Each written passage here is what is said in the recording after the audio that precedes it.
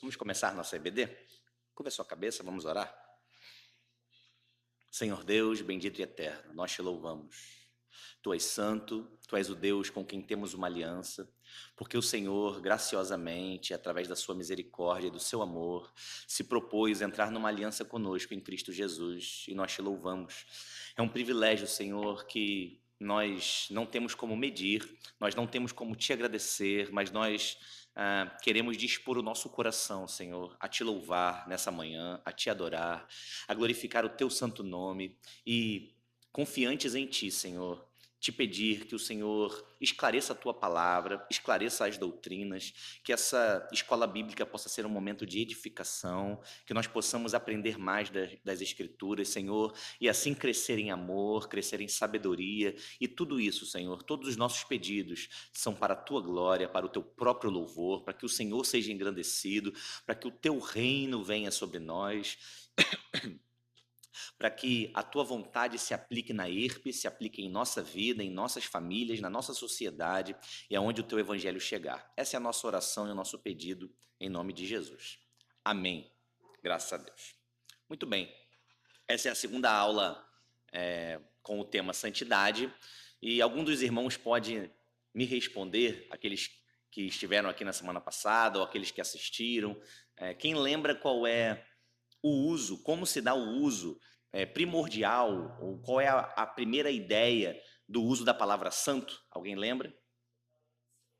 Isso, é separado. Essa ideia de Deus estar numa posição mais elevada, muito superior, distinta em relação aos homens. Eu me utilizei e dei ênfase em alguns termos como mais exaltado ou absolutamente distinto e exaltado acima de toda a criação em majestade, porque a ideia só de separado, ela não corresponde, ela não é completa à ideia do escritor. Por quê? Nem tudo aquilo que é separado é necessariamente bom. Eu lembro da minha avó me mandando, quando eu era mais jovem, catar feijão. Você já catou feijão? Se você separa as impurezas, não é? E para jogar fora, você só pode cozinhar aquilo que é bom, aquilo que é o feijão em si, mas você tira uma pedrinha, um feijão que está podre. Então, aquelas impurezas estão sendo colocadas à parte, elas estão sendo separadas, porém não necessariamente aquilo é bom, pelo contrário, aquilo é ruim. Então, a ideia do escritor, ao utilizar a palavra santo, não é só dizer que Deus é separado, sim, dizer que ele é separado, mas o elevar a uma posição em relação à criação muito mais exaltada, muito mais elevada, dizer que Deus está à parte da criação, está acima da criação, mas isso numa condição de majestade infinitamente superior, absoluta, muito distinta. Então, nesse sentido, nós vimos que só o Senhor é Deus. Mas não é um atributo comunicável? Nós vamos ver como se dá essa comunicação da santidade hoje. Porém, nesse sentido de separação, de Deus estar sobremodo elevado em relação à criação, só o Senhor é Deus. Então, antes de Gênesis, no capítulo 3, quando o pecado ainda não havia afetado os homens, nem toda a criação, né? O mundo não era decaído no pecado, mesmo quando os homens eram retos nos caminhos do Senhor, moralmente santos, ainda assim Deus se encontrava numa posição muito mais elevada, muito superior em majestade aos homens. Então, por isso, a santidade não é um atributo primariamente moral ou ético.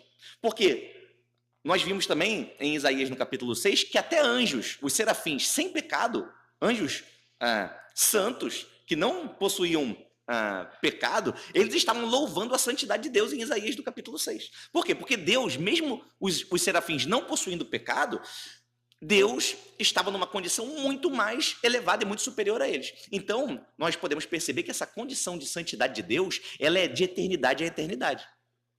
Então, quando Cristo realizar a restauração de todas as coisas e nós vivermos num novo céu e numa nova terra com Ele, e livres da presença, da atuação do pecado, mesmo nessa condição, Deus continuará sendo sobremodo exaltado e sobremodo excelente, ele estará separado do restante da criação e ele continuará sendo exaltado em majestade infinita. Amém até aqui?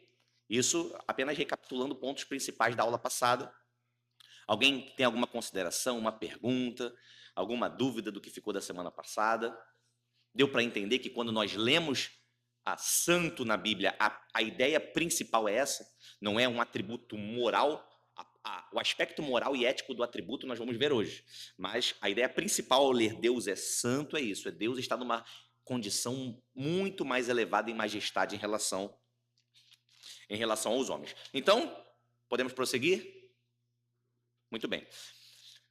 A respeito do aspecto ético e moral, nós estamos tratando em 1 João, né, o Túlio aos domingos, e ele começou dizendo que o tema de 1 João é aquilo que está no capítulo 1, no versículo 5, que é Deus é luz, e nele não há trevas nenhuma. Então, Túlio fez essa ressalva que alguns homens, alguns comentaristas tentam dizer que esse Deus é luz está querendo tratar de uma intelectualidade muito superior que Deus possui sobre a criação. E, de fato, Deus possui uma intelectualidade muito superior a nós. Porém, não era essa a intenção de João. Quando João diz que Deus é luz e nele não há trevas nenhuma, João está exaltando o aspecto ético e moral de Deus, a sua excelência moral. Na verdade, João está dizendo que a soma de toda excelência moral habita em Cristo, em Deus. Então, ele é pureza absoluta, ele não é maculado nem por sombra de pecado. Nós vamos ver em Abacuque, no capítulo 1, versículo 13, que Deus é tão puro de olhos que não pode ver o mal. Então, a excelência moral e ética de Deus não pode ser dissociada dessa condição separada e superior que ele tem, porque uma deriva da outra. Então, Deus é muito mais elevado, em majestade absoluta, em relação a toda a criação, justamente porque deriva desse aspecto ético e moral. Ele é muito mais excelente moralmente. Obrigado.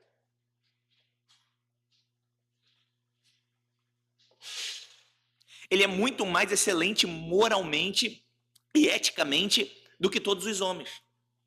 Toda a soma de excelência moral e de pureza e de perfeição está em Deus. Ele é a fonte de toda a pureza moral.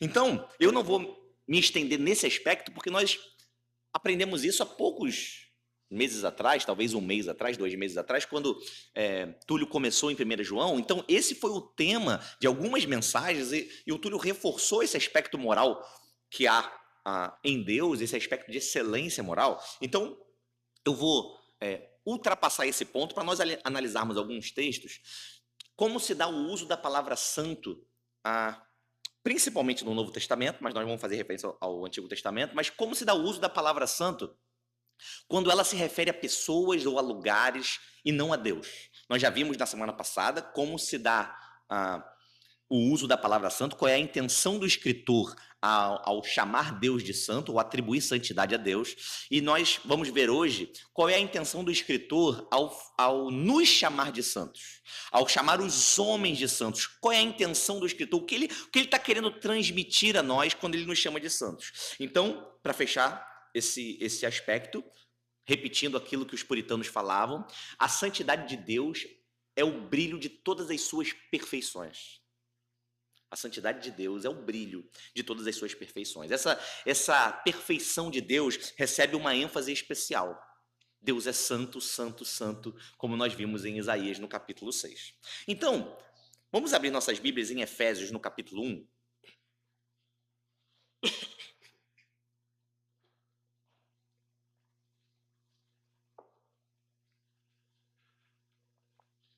Dos versículos de 1 a 4.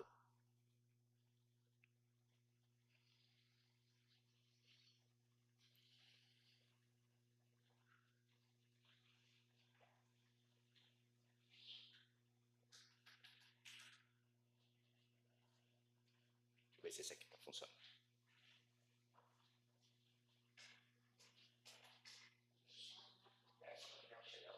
Tem problema. Não, já. A Edna foi ali ver, não tem problema. Vamos ler do versículo 1 ao 4, Efésios 1. Diz assim: Paulo, apóstolo de Jesus Cristo, pela vontade de Deus, aos santos que estão em Éfeso e fiéis em Cristo Jesus. A vós, graça e paz da parte de Deus, nosso Pai, e do Senhor Jesus Cristo.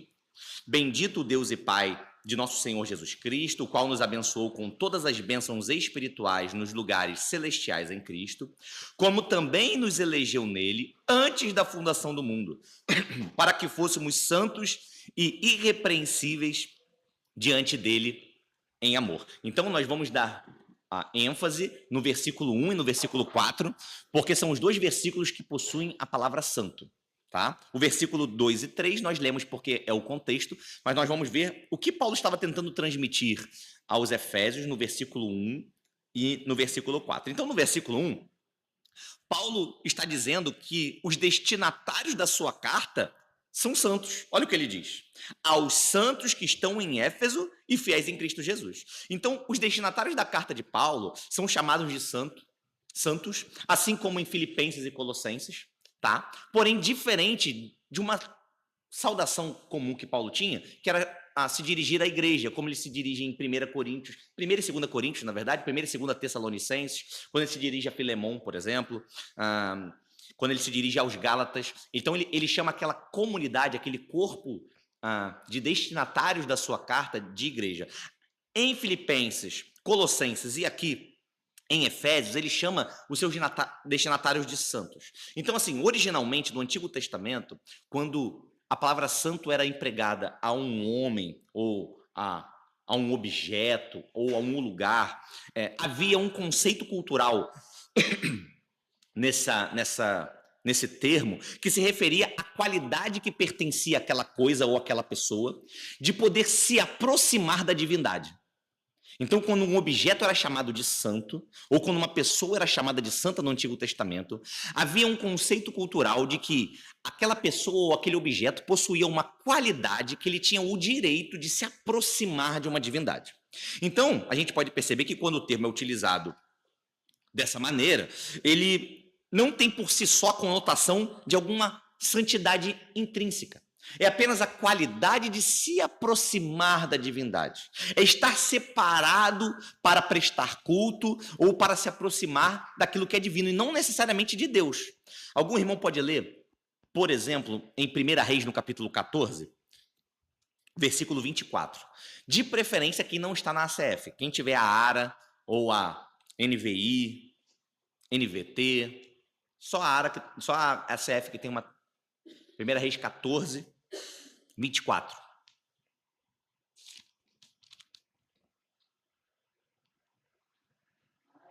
Na ARA pode. Para ficar mais fácil a gente compreender.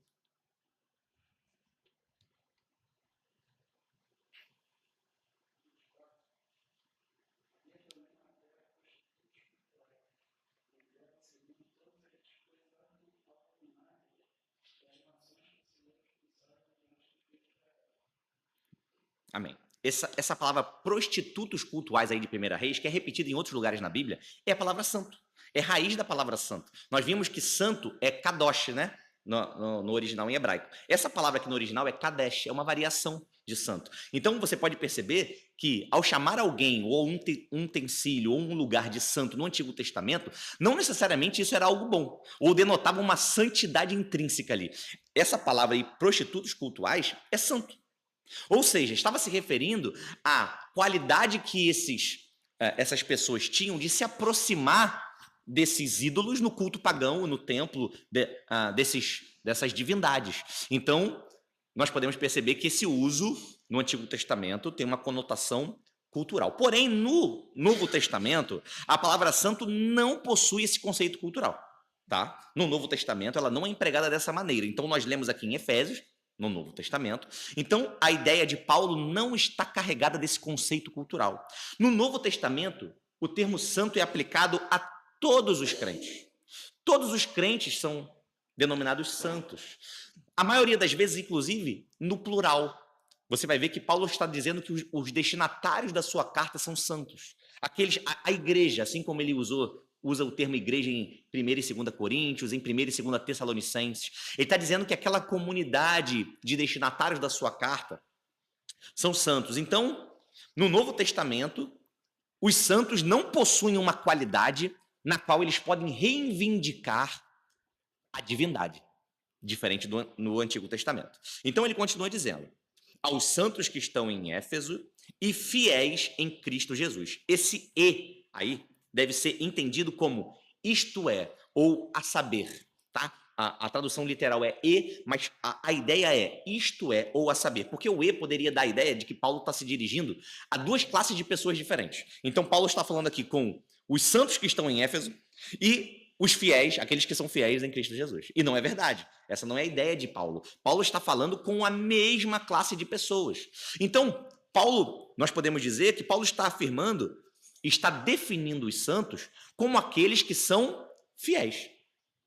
Então, veja, vamos entender essa construção do uso da palavra santo aqui no Novo Testamento. Paulo está dizendo que os santos são aqueles que são fiéis. Nós podemos ver que outras saudações de Paulo corroboram com essa ideia. Quando Paulo, por exemplo, saúda a igreja de Roma, no capítulo 1 de Romanos, no versículo 7, ele diz assim, ó, aos amados em Roma, chamados santos.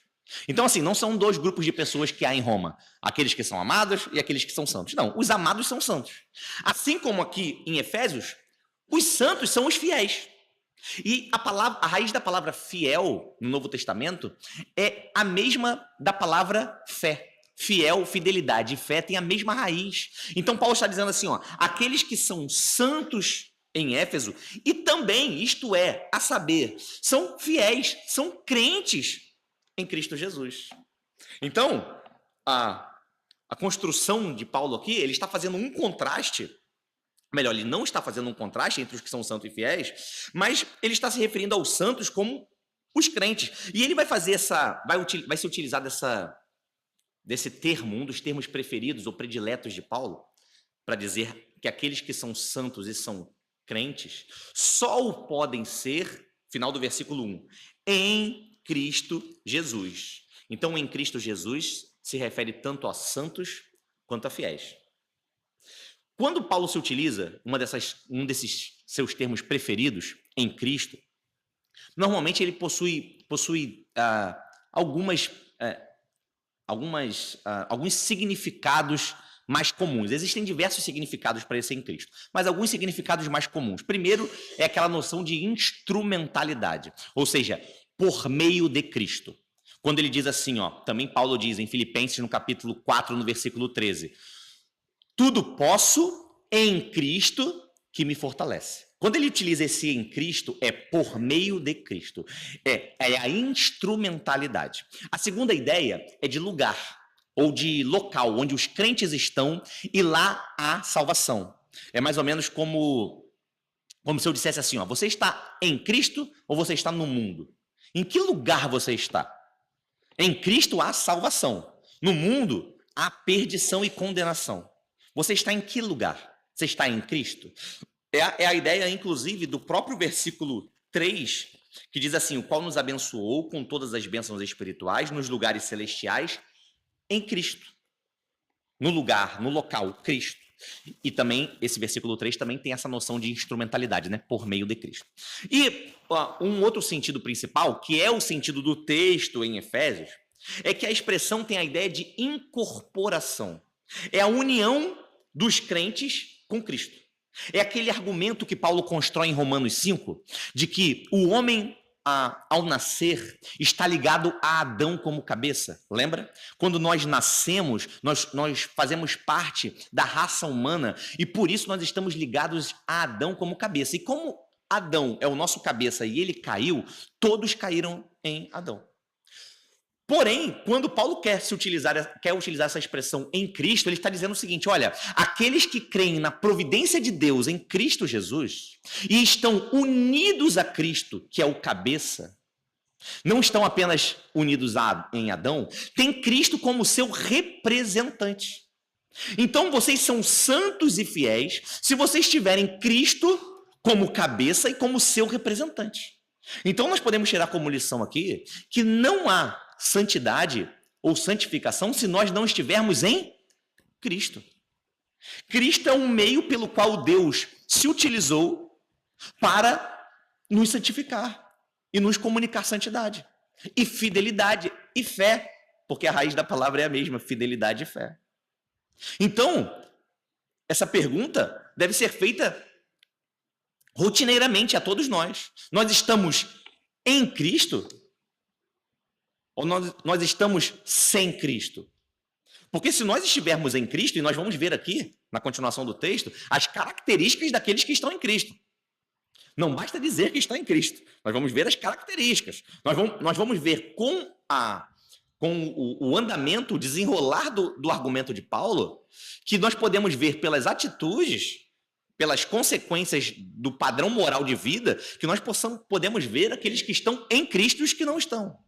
Então, Paulo está aqui nos dando essa informação que quando o crente se une a Cristo, ele é fiel e ele é santo. E ele vai continuar dizendo, agora pulando para o versículo 4, que é o outro versículo que possui a palavra santo. O versículo 2 e 3 não possuem, a gente pode pular.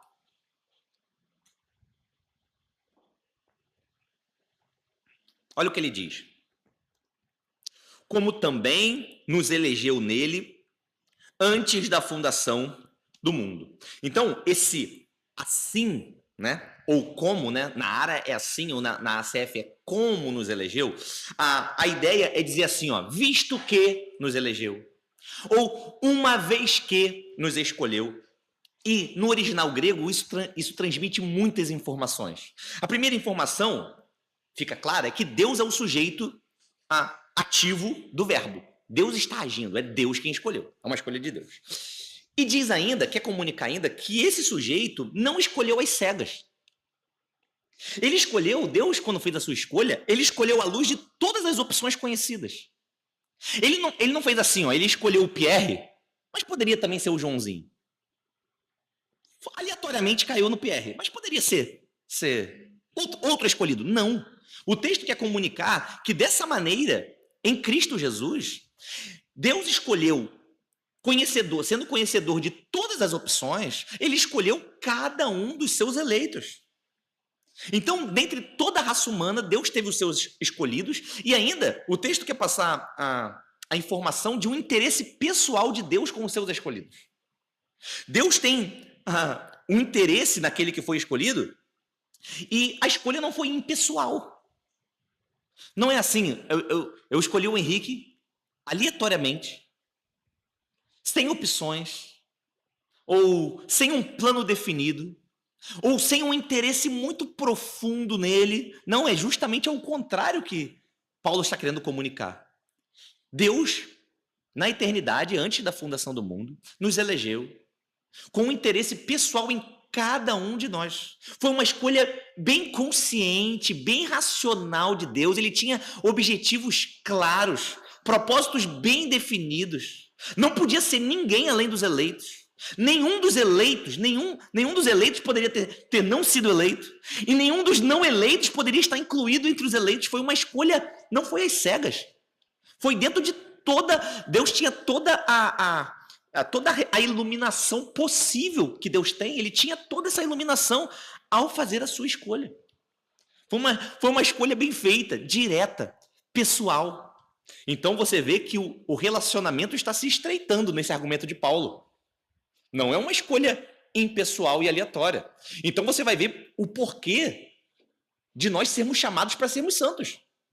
Porque não foi aleatoriamente, não é um acaso. Da mesma maneira que nós vamos ver que a salvação não vai se dar por acaso. A salvação está sendo construída aqui, nós vamos ver. O argumento de salvação de Paulo, porque nós somos chamados santos, você vai ver que é um argumento bem definido, bem amarrado, que a vida do crente, a vida do santo não pode ser vivida de qualquer maneira e lá na frente vai desencadear na salvação. Isso não vai acontecer. Deus, com seus propósitos bem definidos e pessoais, ele vai levar a bom termo cada dia da vida dos santos. Cada momento da vida dos santos, Deus irá preservar, como nós lemos no versículo 1, em Cristo. Então vamos continuar. Ainda também passa a ideia, essa eleição do versículo 4, de que, diferente do Antigo Testamento, o santo aqui não pode reivindicar a divindade. Ele não pode reivindicar um direito. Não é? Então, se Deus, essa é a ideia principal, se Deus não tivesse tomado a iniciativa, ninguém teria salvação. Se Deus não tivesse tomado a iniciativa, ninguém teria a sua presença e a vida eterna. Então não há direito de reivindicação porque nós somos chamados santos. É o contraste entre o Antigo Testamento, daqueles prostitutos cultuais de 1 Reis 14 que nós lemos, eles tinham o direito de se aproximar da divindade. Ou aquele utensílio do templo era chamado de santo. Então aquele utensílio tinha o direito de estar no templo, podia participar da cerimônia. O lugar do culto, o templo, era chamado de um lugar santo, um templo santo. Então ali a presença do Senhor repousava. Então esse componente cultural não está contido no Novo Testamento. E aí Paulo vai repetir aqui, no versículo 4, vai fazer uma referência a um termo que nós lemos no versículo 1. Olha o que ele diz. Como também nos elegeu nele. Nós acabamos de falar do termo em Cristo, não é? Então aqui faz uma referência a em Cristo. Ou seja, Deus nos elegeu em Cristo. Isso significa dizer que ele nos escolheu em ligação a Cristo. Então, Cristo não nos escolheu, isso não significa dizer que ele nos escolheu por causa da nossa fé. Então Paulo está dizendo assim, nos escolheu pela nossa fé em Cristo antes da fundação do mundo. Isso seria uma abordagem equivocada, porque estaria me dando o direito de reivindicar a minha eleição a Deus. Veja, se eu exerci a minha fé em detrimento de outros homens que não exerceram a sua fé, e se por causa da minha fé ele me elegeu, da minha fé em Cristo, eu tenho esse direito, porque eu exerci a fé e outros homens não exerceram a fé. Então não é esse o argumento de Paulo. Ao contrário, Paulo está dizendo aqui que aqueles que foram eleitos, eles virão a crer. A fé será depositada como dom, faz parte do processo de salvação que Deus planejou quando da eleição.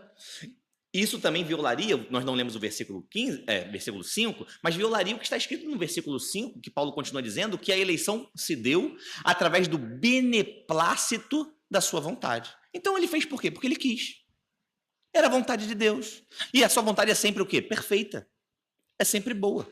Então, aquele interesse pessoal de Deus nos eleitos e a sua escolha bem definida é a razão, ou melhor, se deu por causa da sua vontade perfeita, simplesmente. Nenhum mérito no objeto que é santo, ou no homem que é santo, como nós estamos fazendo contraste com o Antigo Testamento. Então, mais uma vez, repetindo o termo em Cristo, significa dizer que Deus escolheu os crentes em associação com a obra redentora de Cristo. Quando ele diz assim, nos elegeu nele. Então, em associação com a obra redentora de Cristo, ou por meio dela, Deus nos escolheu. Pois Deus não pode trazer seres humanos pecadores à sua santa presença. Então, o tema da aula não é santidade? Deus, ao nos elegeu em Cristo, através da sua obra redentora, porque nós, no estado em que estávamos sem Cristo, nós não éramos apresentáveis diante de Deus. E ele vai continuar dizendo agora, ainda no versículo 4, qual é o propósito dessa eleição.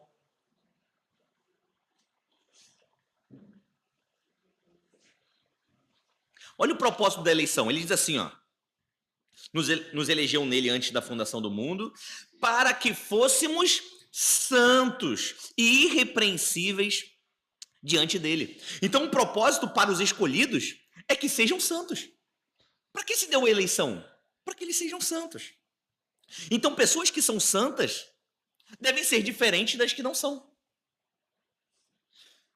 Os eleitos, aqueles que foram escolhidos em Cristo, devem ter uma conduta moral. Veja, nós estamos falando aqui do aspecto ético e moral da santidade. Nós abordamos na semana passada a distinção de Deus com relação à criação.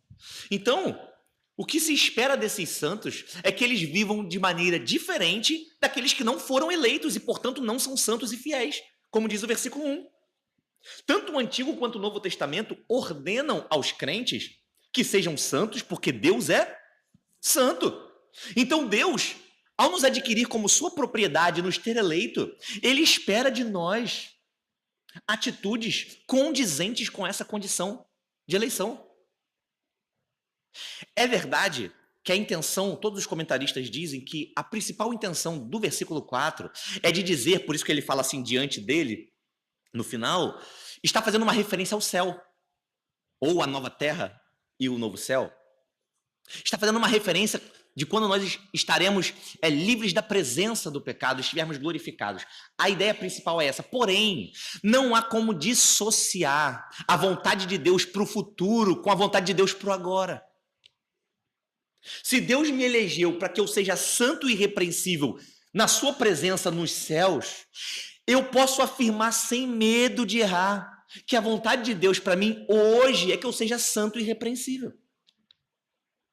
Ainda que nós saibamos que nesse corpo do pecado e desse mundo decaído nós não iremos alcançar a perfeição, porque a lei não exige que nós sejamos bons. Ela exige que nós sejamos absolutamente bons, perfeitos. A lei não permite nenhuma mácula mínima. Aquele que viola um mandamento quebrou toda a lei. Então nós sabemos que isso não se dará aqui, mas nós não podemos dissociar a vontade de Deus na nossa santidade, a nossa eleição. Paulo está falando aqui que é o propósito da eleição. Olha por que ele nos elegeu. Está dizendo, para que fôssemos santos e irrepreensíveis. Então ele elegeu pessoas de forma pessoal. Ele tinha interesse claro e direto em você. E ele te elegeu com uma razão. Qual a razão? Te fazer santo em Cristo, através da obra redentora de Cristo. Então, eu vou ler aqui, vou abrir aspas para John Owen. É difícil falar de santidade sem falar dos puritanos. E peço perdão pela minha tosse, tá, irmãos? Eu vou abrir aspas para John Owen. Olha o que ele diz. Pensar que se pode chegar ao céu sem santificação é esperar que Deus mude seus decretos e propósitos eternos. É esperar que Deus deixe de ser Deus e acate o desejo de pecadores de permanecerem pecaminosos. Deus, desde o princípio, jamais elegeu aqueles a quem não santificou pelo seu Espírito. O Patrick sempre repete aqui, nós não podemos dizer que estamos sendo, ou melhor, que fomos justificados se não estamos sendo santificados. Nós sabemos, é verdade, que a obra de santificação, ela faz parte da obra da salvação, não é? E como toda obra da salvação, ela é o quê? Monergista. Só existe uma energia sendo empregada. Existe um autor, alguém ativo, e é Deus. Nós sabemos disso. Porém, eu escolhi justamente a carta aos Efésios, porque Paulo vai dar no capítulo 4, que é onde nós vamos entrar agora, uma ênfase especial à responsabilidade dos crentes. Paulo se utiliza aqui, ele separa aqui em Efésios, 5 sessões que são separadas com o início do verbo andar. Então ele diz assim, andem em unidade. E nós vamos ler a sessão que diz assim, andem em santidade. Capítulo 4, vamos ler? A partir do versículo 17.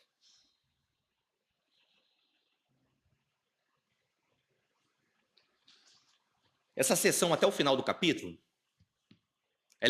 o título dela é Andem em Santidade. Então, ainda que a obra de salvação, nós saibamos, e ela inclui a santificação, seja uma obra que é realizada por Deus, o aspecto da nossa responsabilidade moral e ética diante de Deus não pode ser colocado de lado.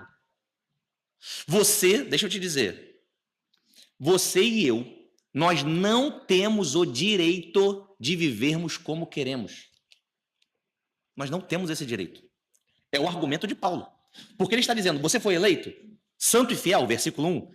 No versículo 4 ele diz, para sermos santos.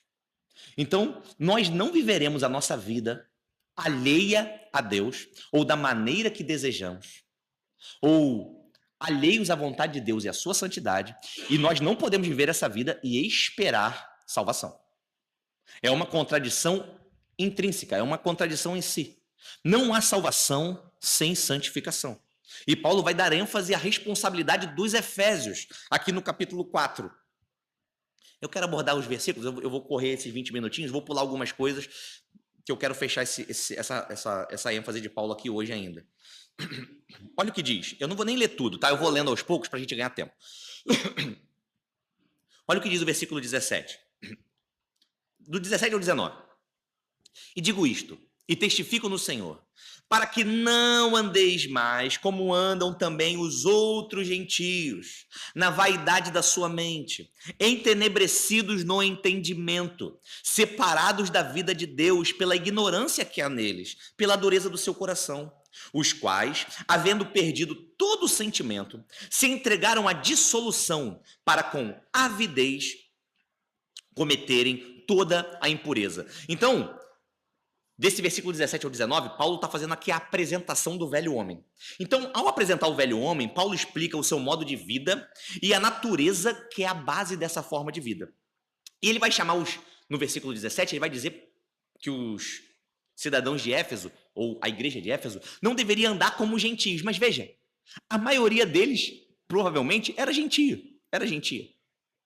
Então, Paulo está convidando eles o seguinte, tanto é que ele diz, não andeis mais. Então, não andeis mais significa o quê? Que eles, em algum momento, já andaram na vaidade dos seus pensamentos. Então, Paulo está convidando aqueles homens a criar um hábito de agir diferente do que os outros gentios que não eram santos e fiéis. Lembra? É a continuação do capítulo 1, versículo de 1 a 4. O argumento é o mesmo. Então, aqueles homens santos não deveriam andar, deveriam criar o hábito de viver diferente do que eles viviam e do que os outros gentios que não eram santos e fiéis viviam. Essa era uma responsabilidade que os efésios tinham. Então, Paulo vai descrever qual é esse modo de vida que esses gentios tinham. Versículo 17 diz: na vaidade da sua mente. Essa palavra vaidade aqui, ela significa futilidade, vazio, ou o significado principal que eu queria dar hoje, que é ausência de propósito.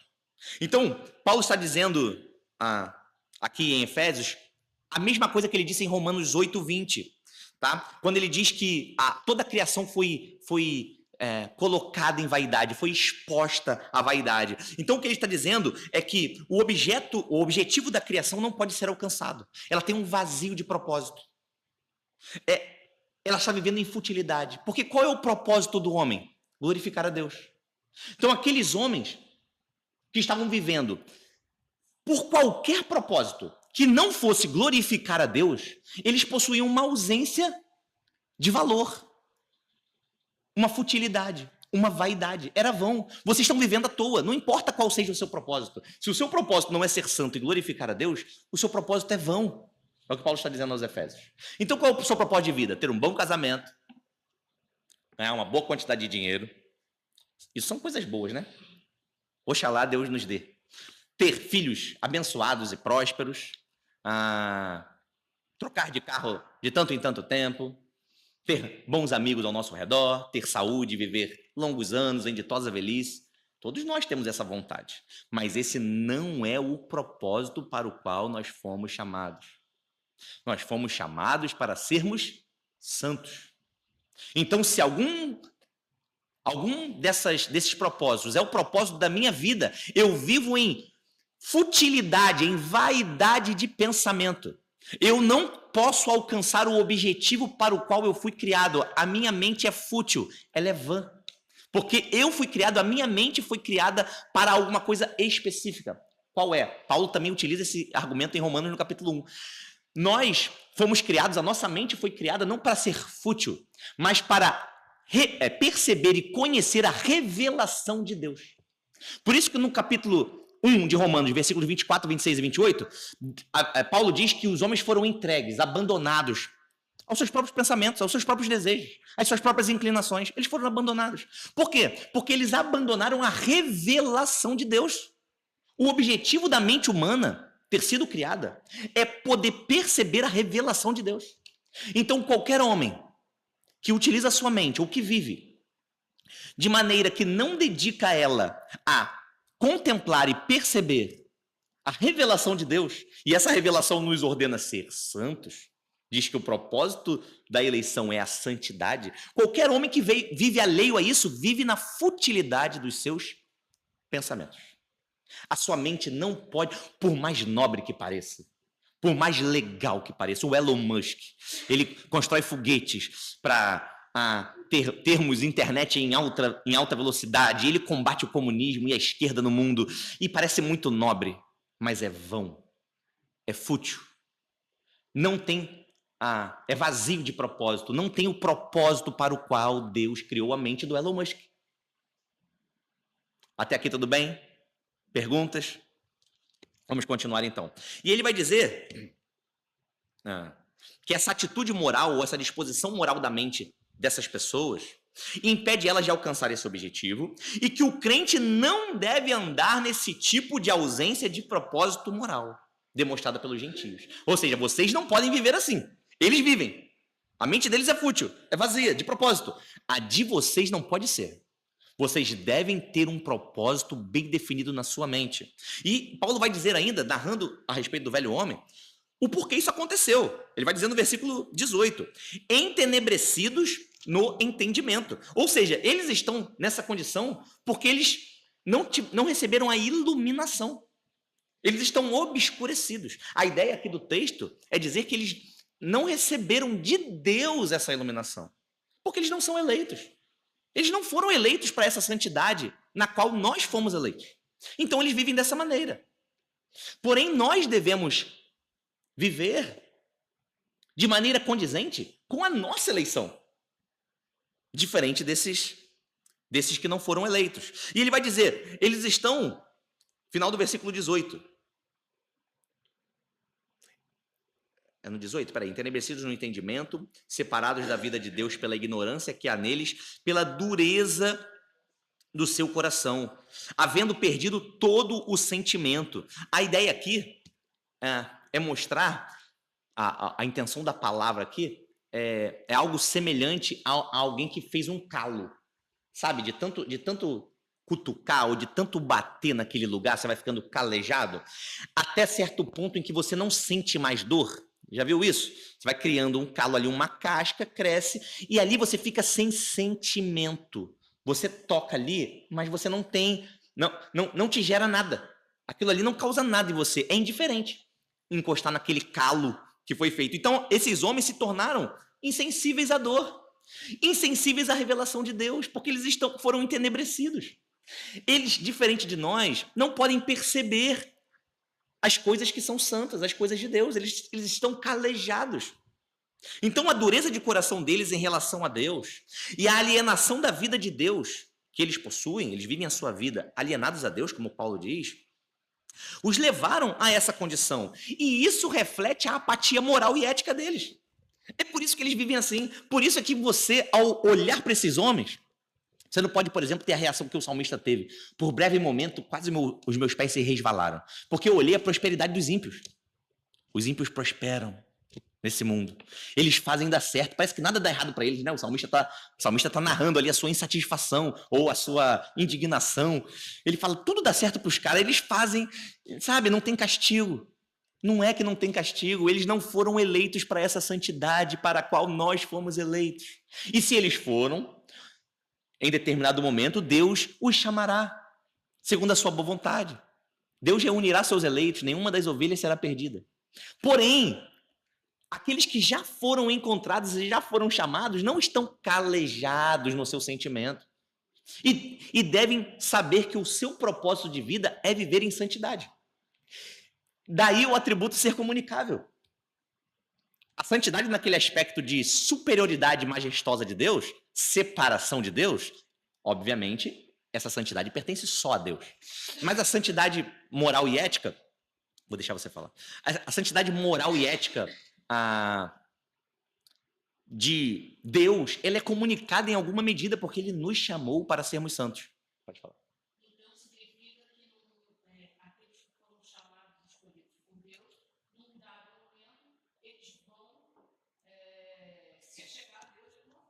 Sim. Deus fará salvo. Sim. Absolutamente nada.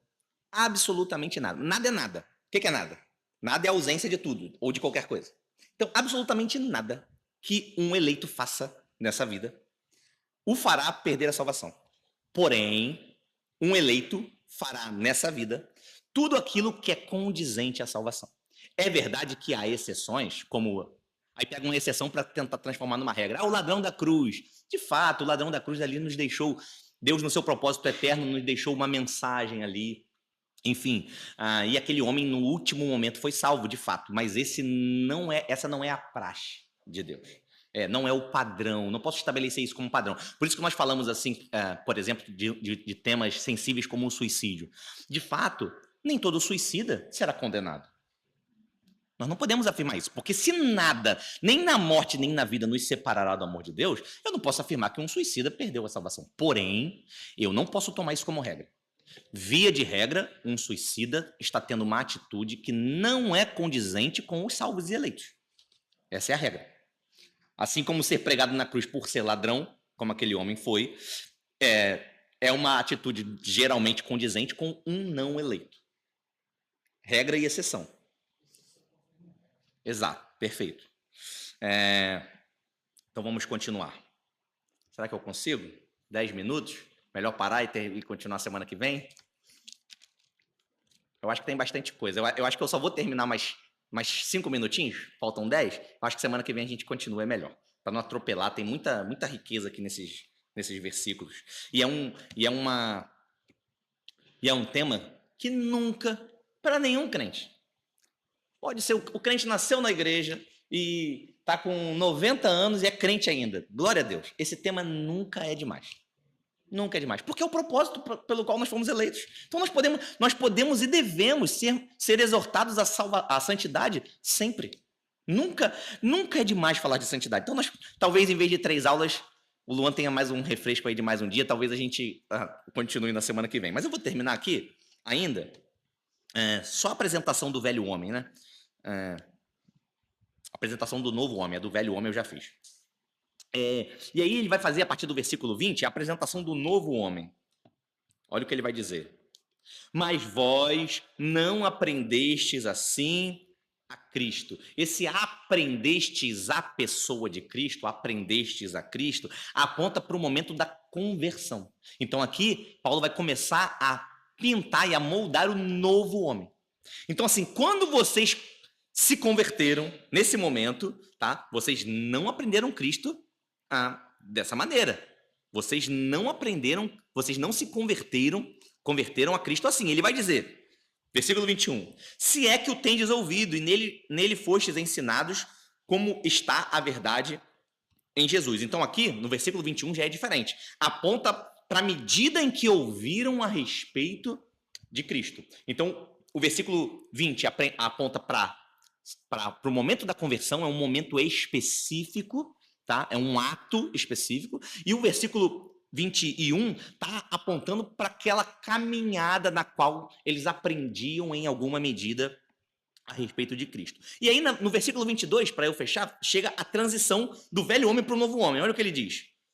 Versículo 22. Que quanto ao trato passado, vos despojeis do velho homem, que se corrompe pelas concupiscências do engano. Ou seja, quando vocês se converteram, e mais, quando vocês continuaram aprendendo a respeito de Cristo, na medida em que vocês aprenderam, o que vocês aprenderam foi, vos despojeis do velho homem. Alguém sabe o que significa essa palavra, despojar? É tirar a roupa, é isso, tirar a roupa. Despir-se. Então vocês aprenderam, quando vocês se converteram, que vocês iam pegar aquela roupa de gentio de vocês, que andavam segundo a futilidade dos seus pensamentos. Vocês iam pegar aquela roupa lá, e vocês não iam mais usar aquela roupa que os gentios usam. Vocês não iam mais andar como vocês andaram em outro momento. E vocês iam deixar essa roupa de lado. Você não pode ser santo usando uma roupa de gentio.